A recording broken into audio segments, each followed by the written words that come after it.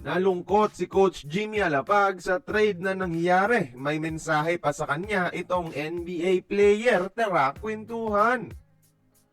Buwan ng Pebrero at puno na naman ng mga bigating trades at pasabog ang NBA ngayon. Isa sa mga pasabog ay ang pag-trade ng Sacramento Kings kay Keon Ellis at Dennis Schroeder sa Cleveland Cavaliers para makuha si DeAndre Hunter. Questionable move sa Kings pero big time win sa Cavaliers. Sa gitna nito, nalungkot si Coach Jimmy Alapag sa pag-alis ni Ellis. Pinahiwatig niya ito sa social media, no? Si Keon Ellis kasi mga idol, ang tinututukan nitong si Alapag bilang isang player development coach sa NBA sa Sacramento.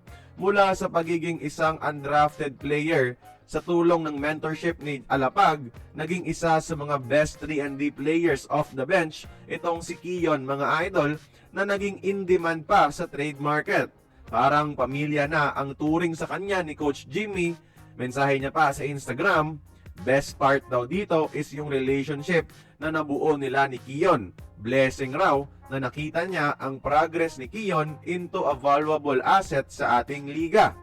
Excited na rin si Coach Jimmy sa bagong kabanata ng NBA career ni Keon Ellis mga idol. Finally, he is now on a contending team. At may mensahe din itong si Ellis sa kanyang mahal na Pinoy coach. Reply ni Keon, appreciate niya daw lahat ng tinuro sa kanya ni Alapag at ime-make sure niya na mananatili ang kanilang brotherhood sa NBA sa mga susunod pang mga taon.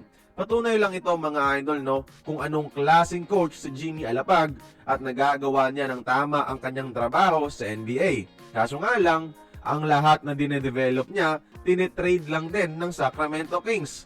Si Ellis ngayon, pero si Davion Mitchell noon at ngayon starting point guard na ng Miami Heat. At sa future ay baka itong si Devin Carter na dinedevelop naman currently ni Coach Alapag ngayon.